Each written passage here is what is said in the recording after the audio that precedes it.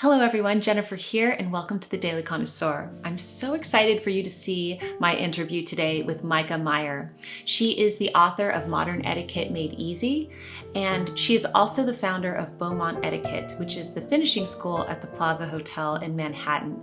You can find Myka at beaumontetiquette.com, and you can also find her on Instagram at Myka Meier. Without further ado, let's speak with Myka Meier from Beaumont Etiquette.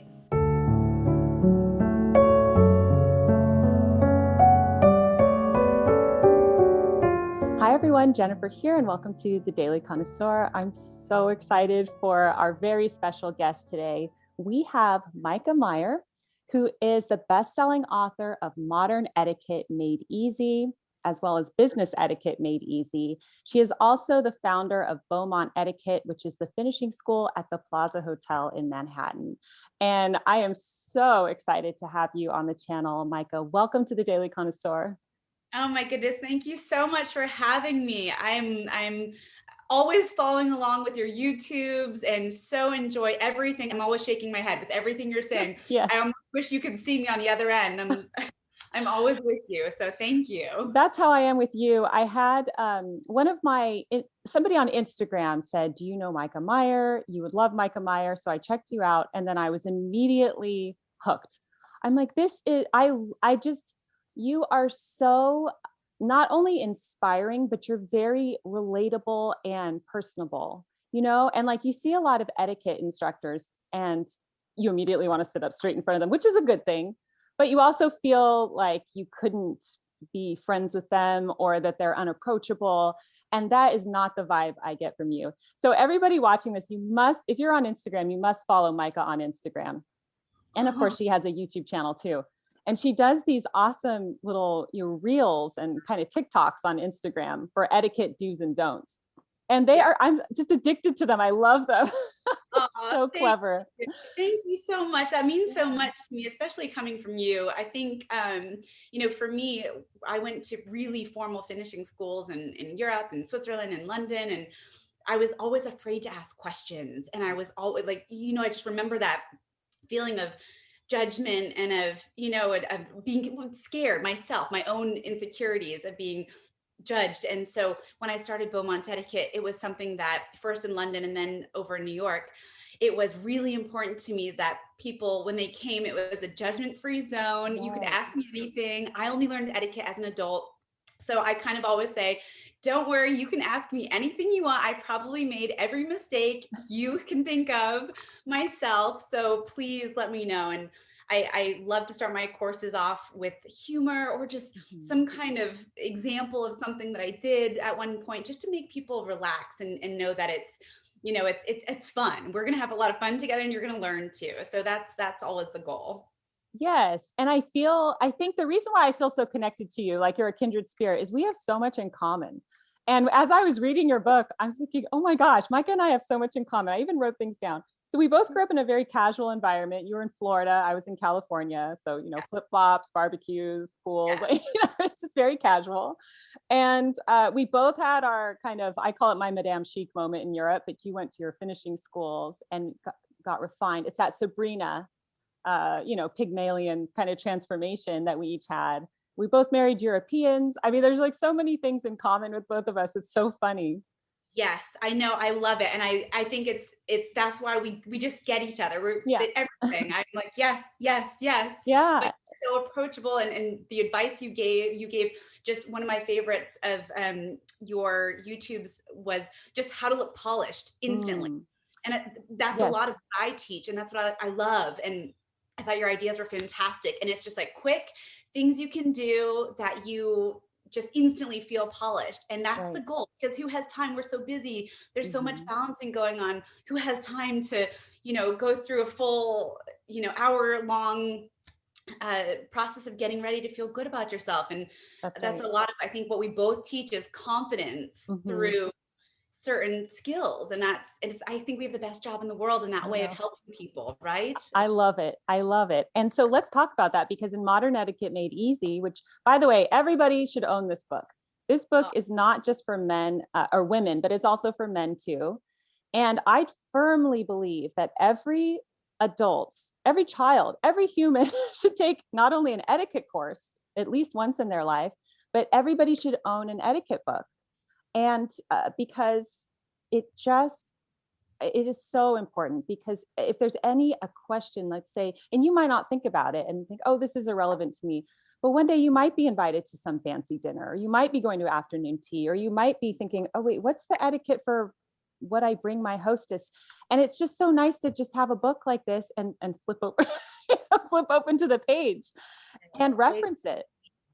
I so agree. Thank you so much. And I, for me, it was, I understand that not everyone can make it to the Plaza Hotel. That's kind of how that book came about, is we would have people from all over the world that were like, oh, I wish we could take your course. And we weren't, we didn't have the virtual option that we have now. And so that was my way of saying, okay, I want to make something that's accessible, that's easy, that people can get an Audible version if they need to or want. And also that the price point, I really wanted it. At first the publisher said, great, it will be, a big, huge, looking Bible looking thing, glossy. Yeah. I said, okay, how much is that going to cost? Because I really want it to be under, $12 was my goal, to try to have it around there. And I intentionally, even though the publisher said, no, I don't think you should do that, I wanted that first chapter to be my transformation story, much like you, in saying, if I can do it, anyone can do it. And showing people that you don't have to be born with a silver spoon in your mouth to learn etiquette. And it's actually really fun once you learn it to use it. That's what is so encouraging about it. And she shares her story at the beginning of the book. And again, I related to so much of it, but I want to go back to the thing we were talking about with look. So you call it being on brand, which I think is so great. And in my books, I call it look presentable always. And talk about the importance of doing this behind closed doors, even if you live alone, even if you, or if it's just your family and you're not trying to impress anybody. Because when you are, as you call it, on brand, and that means behaving in a certain way, maintaining your etiquette, maintaining your poise, looking presentable, then if you do that behind closed doors, it's going to be natural for you. And it's not going to come across as fake when you're out in public. And I like applaud that so much. I couldn't agree more. Thank you. Yes. There's one whole page in the book where I say, don't fake it until you make it, practice it until you become it. And that's exactly what you've just said. It's just practice until it becomes second nature. And, it's really important to me that there were, instant takeaways. And for instance, I always teach the 3 and 3 rule, where there should be 3 things that you can put on in under 3 minutes to look or feel more confident and polished. So if it's a full face of foundation, that doesn't quite count, because that would take a lot of time. So it's got, for me, it's red lips. It's a little bit of, hair, whatever it is I'm using, mousse or whatever, to get my hair feeling good. And then maybe some mascara, but it could be anything. It could be a scarf. It could be a hat. It could be, sunglasses, but just 3 and 3. So you just say, okay, 3 and under 3 minutes, I'm ready to go. And then you feel, you're ready to take on the day, because you're not going to be as efficient and successful in your day if you don't feel good. I always find, right? Oh, so true. And I want to stay on the subject, but I need to veer off really quickly and talk about the red lips. I love the red lipstick, and it's such a bold look, but here's the thing. I am so petrified of having lipstick on my teeth. And so that's why I'm afraid to wear dark lipstick, because, and I think a lot of people struggle with that. They're self-conscious. They think, do I have lipstick on my teeth? Do I have something in my nose? Do I have something in my hair? And so how do we break past that? Even I was filming my 10-item wardrobe shoot last week, and I had applied a really bold lipstick. It was like a bright berry color. And I'm out there and they're filming me, and I did do a big smile. And the lady who was helping, the filmographer, she said, you've lipstick on your teeth. And I look in the mirror, it's like, it was all and I can't get over the fact that if I put lipstick on and then go to a party or something, I would be afraid, self-conscious to smile. How do you get over that? What do you do? Please tell me. Okay, so one little trick that I always teach is the finger, and wash your hands, of course. Right. right? Apply and then finger. Okay. And then you'll see a red ring or whatever color ring. That's one thing. But my biggest secret, let me just lean over here and see if I have, yes, I do. Excellent. Always within quick reach. So try a lip pencil. Instead of aligning it, try it all over your lip because it's matte. It's long wear. So this one is just, I really like these. This one's by Urban Decay. It's called 24/7 because it's so matte. It's really hard to come off, but there's a lot of different brands. You know, this is just the one I pulled out, but that is my secret. So often I have on a lip liner, but all over my lip rather than a lipstick. Okay. You can get the exact same color lipstick of your favorite brand, just in a liner. Right. And that is my go-to. It doesn't come off in water glasses. The more glossy it is, the more likely it is to come off. So. Right. Okay. I might try it. I just, I remember when I was in college, I was in a class and there was a girl and every day she had lipstick on her teeth. And I think I became traumatized by it because I'm like, I don't want that to be me, you know? she just big old grin every day. And I'm like, how do you not know? You know, I know. I think she even knew and probably didn't care. I don't know. But okay, so going back to the on brand thing, I enjoyed, you have a little anecdote in the book about what happened when you were a moment when you were not on brand and how it affected something professional in your life. And it's funny because I had that too one time when we were living in Santa Monica.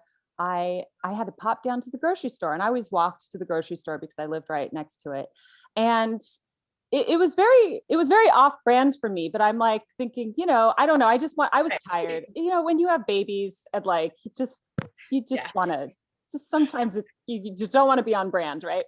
So I was wearing jeans and driving loafers, but then I had this hoodie on and I was just kind of a mess with my hair and everything, but I went to the grocery store.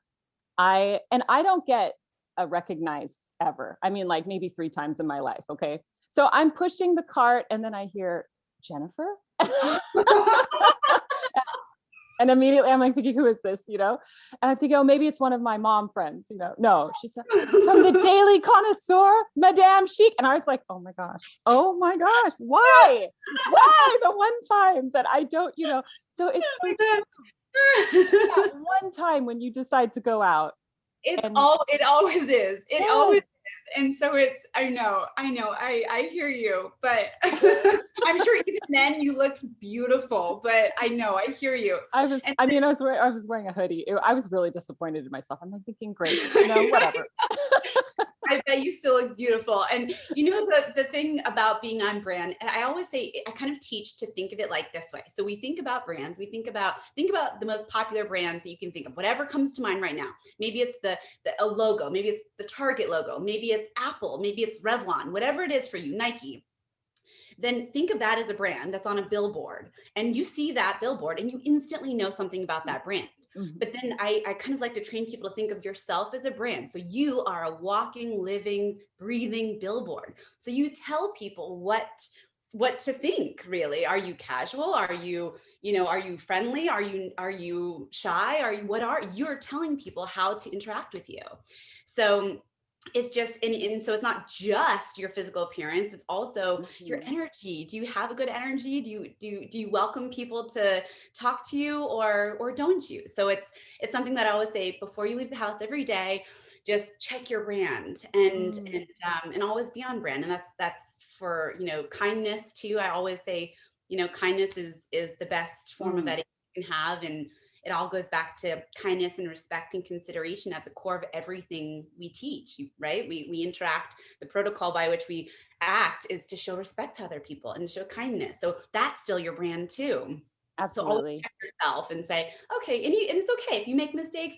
Was that on brand? Maybe was that gossip? Ooh, you know, I don't want to be that person, and that's okay. But it's always a brand check. So I do it myself too all the time. Yes. And I think that's so good to be self-aware and to constantly correct oneself. I posed a question on my community tab last week because I plan on doing a video about it. But I asked people, I was curious. I said, what's the rudest question you've ever been asked? And I had so many responses. Ooh. And I was shocked. I was shocked. And I'm gonna go read those. Wow. Yeah, you should read them because they're incredible. Of course, the number one thing, and because my audience is primarily women, but the number one thing, and I couldn't believe how many people this happened to, was that they were asked when they were due when they weren't pregnant.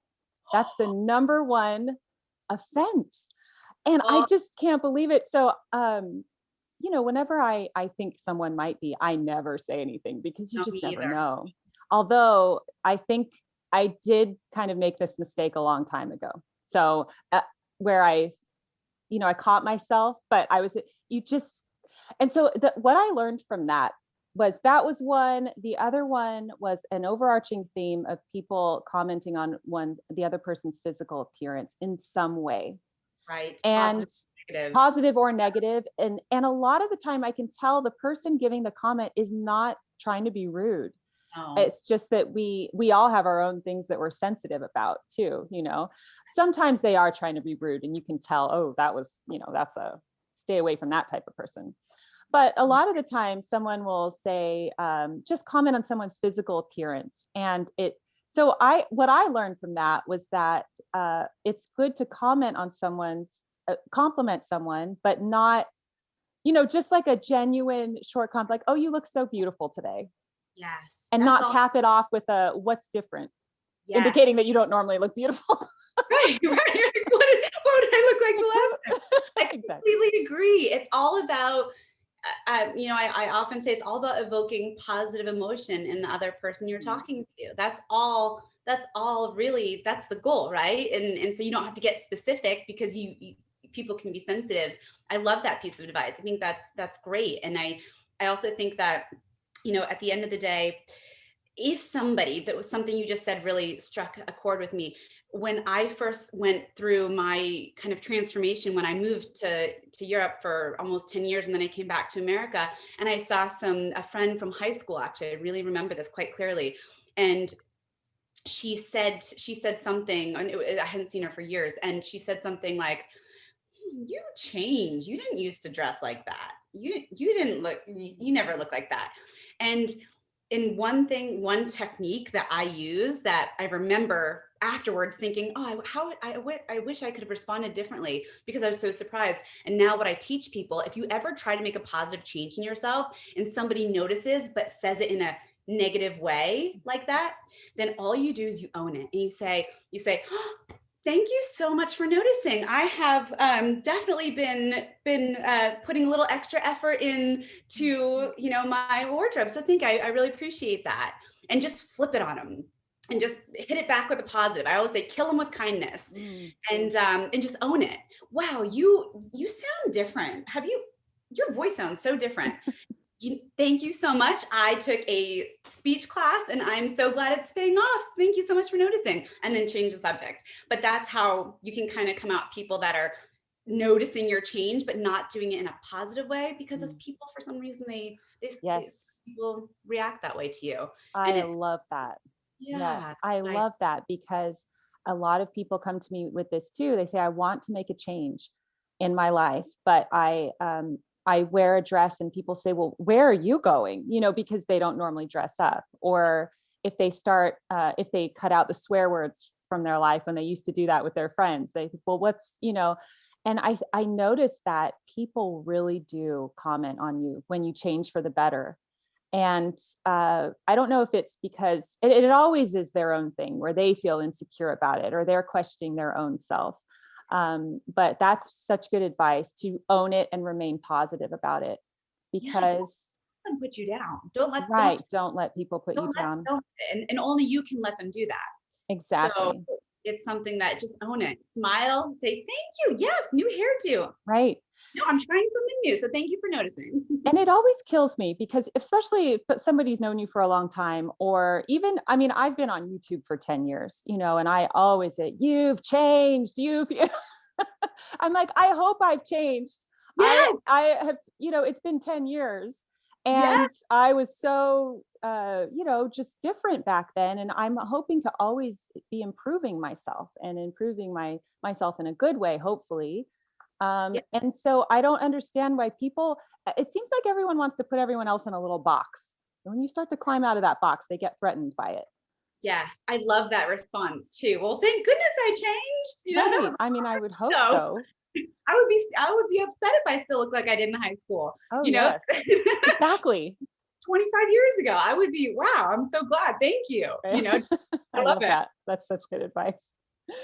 So I wanted to ask, what's the number one concern when your clients come to see you? What's the overarching etiquette issue that they would like help with normally? Is there something that stands out, or is it just in general something?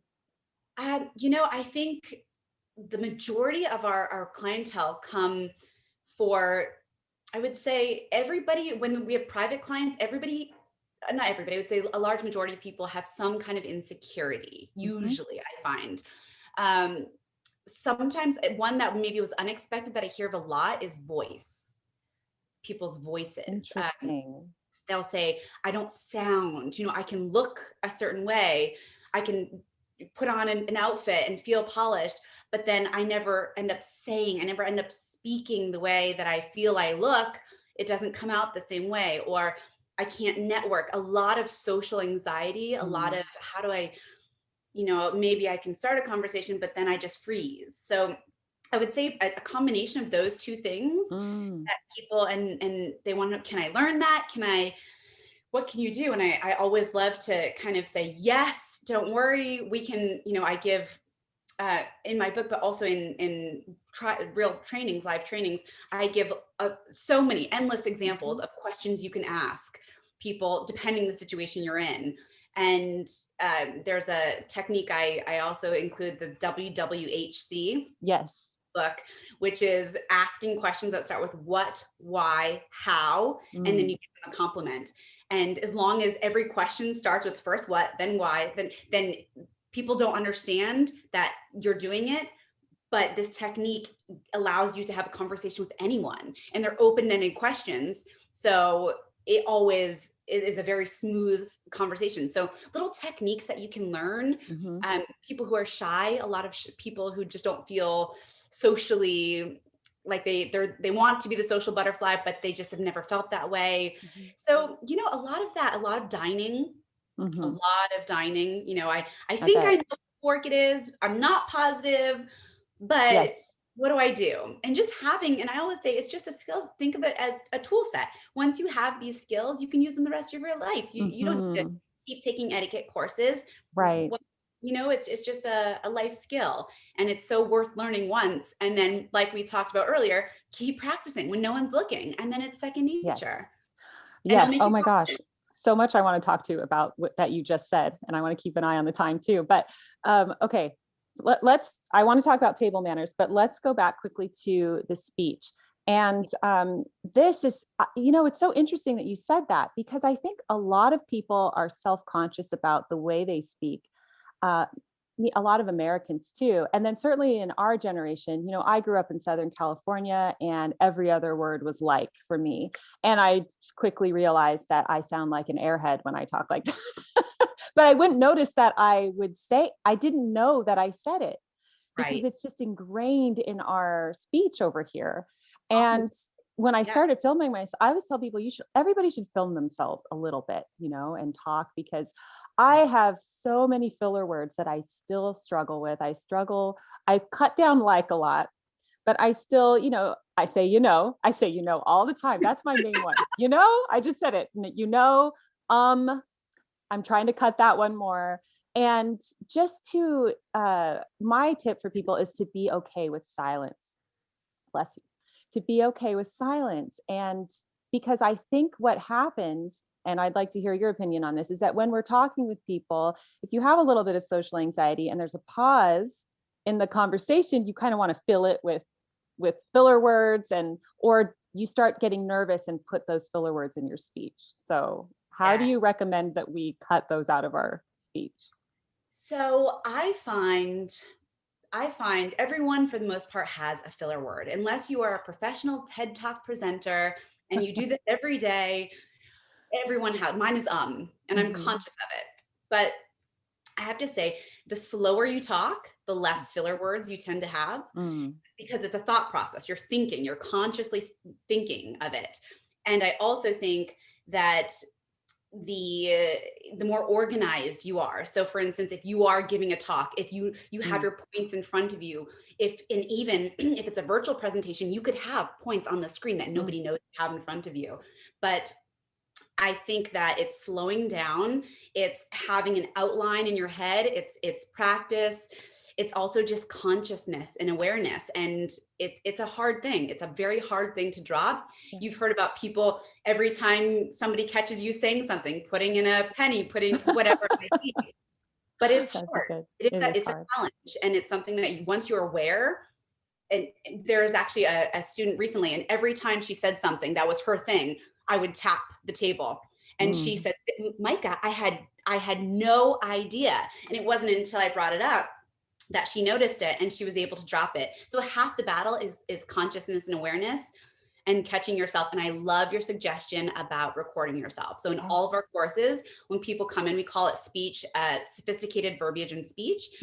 Then in that portion of the course, we record them and have them read something. And then we just record a conversation.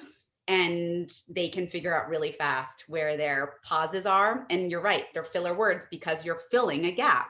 So sometimes understanding that instead of a silence even, where you feel like you need to add the filler word, just use your visual. So use it, there's audio, and then there's also that nonverbal and verbal. So nonverbal is nodding. Like, you know, so, right? Those are the ones we commonly use. Yes. So it's more the nonverbal sometimes rather than having to say something. I love that.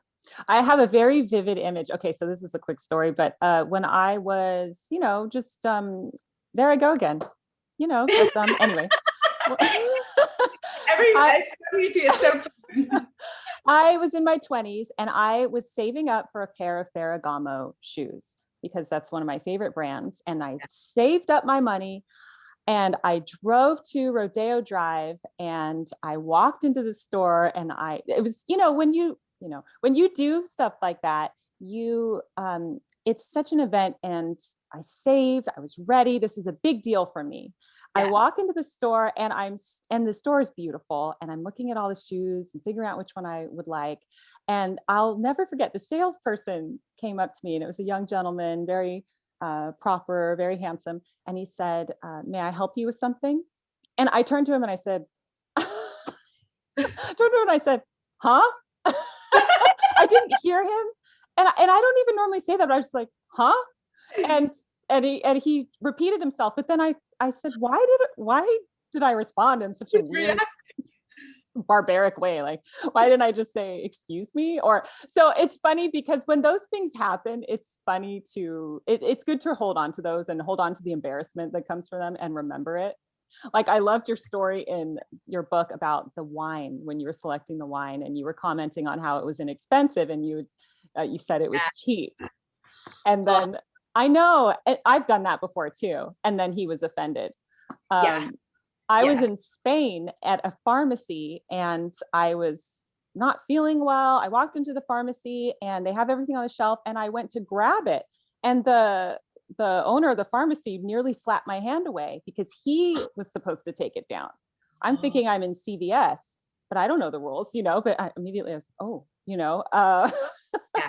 and so it's like I could talk to you forever. So I'm just going on all different directions right now, but it all comes back to, I love it. Those are great examples because everybody can relate to it. We've all done it. If you're human, you have made mistakes like that. And I think it's all a part of understanding and then moving forward. If you continue to make the same mistakes, then we're not learning from them, but you did, and you're telling it today and other people can relate to it.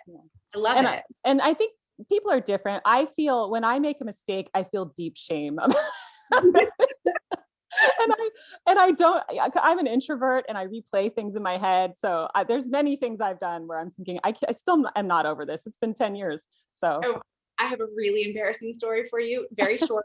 I was in Greece and we went to, I was expecting, where you smash the plates and the party begins. And the music started and I was so excited. I saw a table across the way starting to smash plates. So I stood up and I took my plate and I smashed it. And the server came up to me and spoke in Greek and he was like, blah, blah, blah, blah, blah, blah, blah, blah. And I realized that they bring out special plates to do that. You're supposed to do it with your dining plate.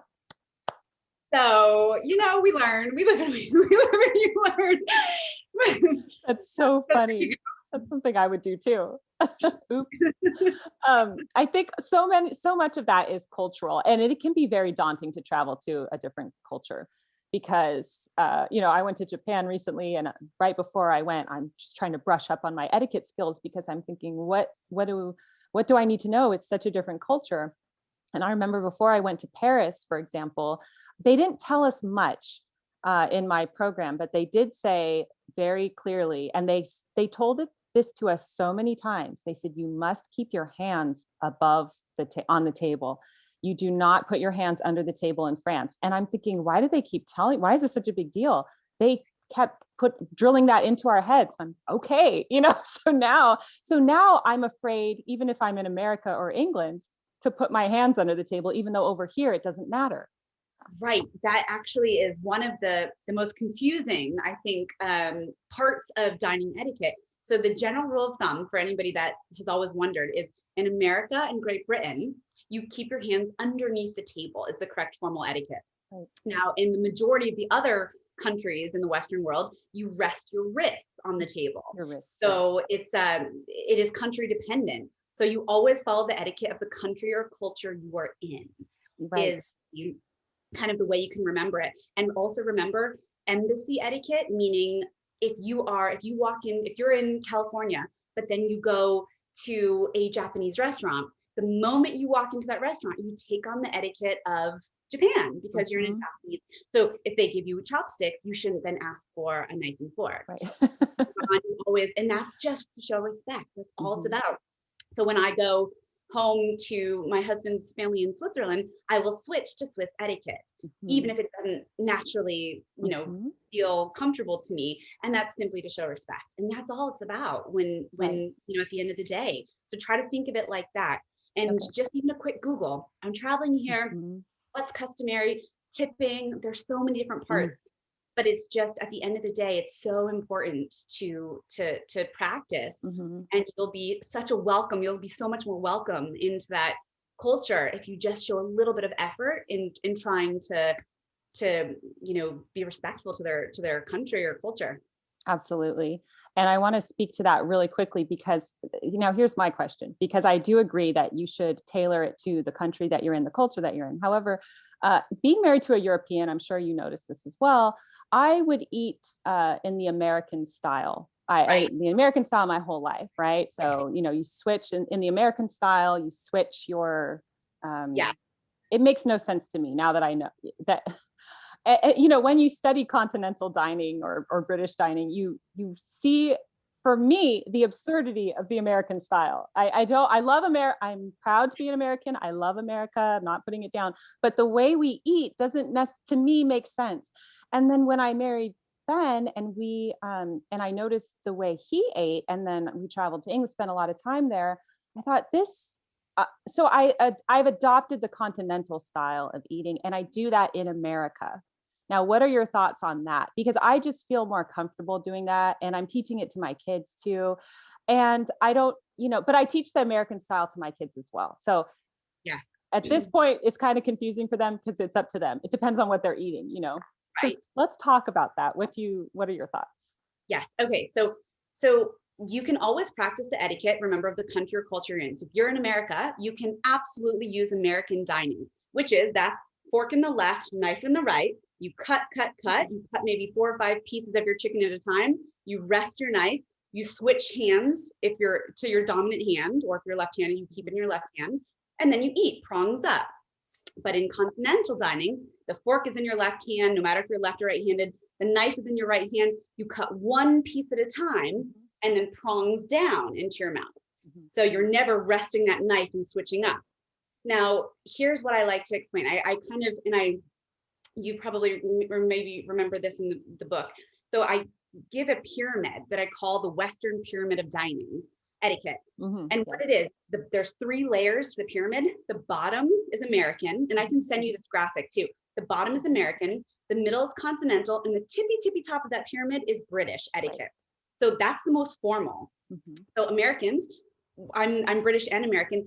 The citizenship, the Americans, I always say we have great etiquette because we're very into hospitality, but in terms of our formality, we're just a little bit less formal. So remember, you can always go down, but you can't go up. So if you learn American etiquette and then try to go to Paris, good luck, let alone trying to go to England. Right. If you learn Continental, you can always go down. You can practice Continental anywhere. You could be in Munich, Zurich, Buenos Aires, it doesn't matter. And then you could also be in Los Angeles, Austin, Texas, or New York City, Miami. So that's why I personally always practice Continental etiquette, because it's always seen as a little bit more formal. And I advise my clients, if you are in America and you go to a casual American barbecue, use American etiquette. But anytime in business or for a formal social occasion, like a nice wedding, switch to Continental, because by switching to that Continental, you're showing a little bit more care, a little bit more consideration, because it takes there's a little bit more in terms of rules and guidelines, and you're showing respect, the most respect to the person you're dining with by using that more formal level of etiquette. I love that. Right? You're almost saying, I'm showing you extra care. You are my client. I want to use my best manners to show the most respect I can to you. So okay, good. In my home. And that's how I kind of teach it and think of it. That's what we teach at the Plaza Hotel finishing program.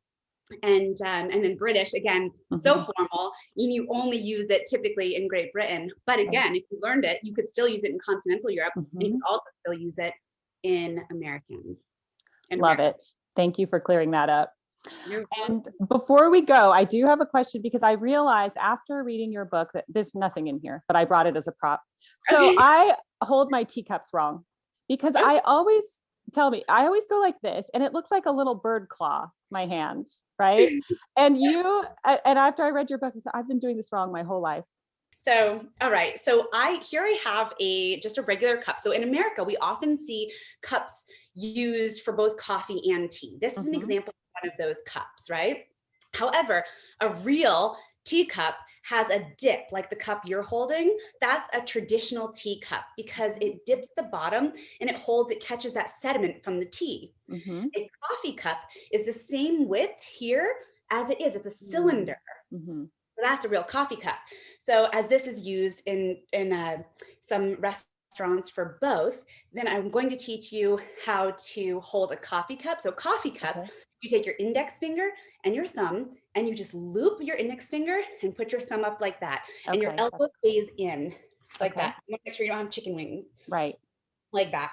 And that's perfect. That's coffee. The reason we do this is because coffee cups, we tend to drink more coffee and add cream or milk. So it's a little heavier. So you need that index finger to hold that coffee cup. Now tea, you have less in. Tea, often China, right, is so delicate and so fine. So you also have less tea in a teacup. So what you would do is you would just pinch your index and your thumb together. And then through the hole. So pinch through the hole. Put your middle finger along the bottom of the cup like that. So just like that. So and then look at the rest of my finger. So pinch and then middle finger, and then the other two are those are back. Perfect. Okay, got it. Because that's what I was confused about. I'm like, do I go like this? Excellent. So it just looks just like that. So much more elegant. And if you need two fingers, if this feels unsteady, do what the Duchess of Cambridge does. She takes her index in her middle, and she just uses two to support, and then she drinks like that. Right. So, okay. I have finally have grips on this. And but we never want to show, right? So. No, you wouldn't be, if you can see it's because my camera. No, not you. I was talking about me. Over you. Yeah, so, no, you always, interestingly, you always look down when you drink your tea. So you drink would be the formal etiquette. And remember, for saucers, if you're standing, you would be holding your coffee or your tea or your coffee cup with your saucer. But if you're sitting, then that saucer stays glued to the table. That was another thing I was confused about. Yeah. So if a lot of people are sitting at a table, sometimes at the Plaza, I see them sitting.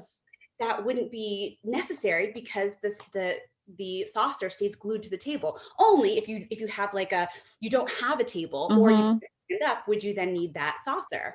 Okay. Well, Little tip, no pinkies. no So pinkies. pinkies down. Yeah. There's so many questions about that, but remember the Germans invented the handle of the teacup. And once they did, the pinky came in, never to come out again. Okay. Thank you. No pinky. Got it. Well, Myka, I could talk to you forever, but I just want to thank you so much for being on the channel. This was so much fun. The book is Modern Etiquette Made Easy by Myka Meier, and it's available everywhere. You can get it online, of course, on Amazon as well. And I would love to visit you one day at the Plaza Hotel. So I'm going to make this happen one day. I cannot wait. And hopefully the plaza's reopening soon. Yes. And I'm going to send you an invitation, and I would be over the moon if I could welcome you to the plaza and take you for tea or attend one of our courses. We teach the Duchess Effect, which is the Royal Etiquette course. So you can choose any course you want. It would be my honor to host you. And that would be so, so fun. Oh, thank you. Well, I will take you up on that. I can't wait. Thank you so much for being on the channel. Thank you so, so much. And I love everything you do. So thank you so much. I'm always cheering you on, and thank you for this opportunity to be here with you. Thank you. Thank you. All right, everybody. Thank you so much for joining us here on the Daily Connoisseur. I will leave all of Myka's links down below. Thank you for joining us, and I will see you next time. Goodbye.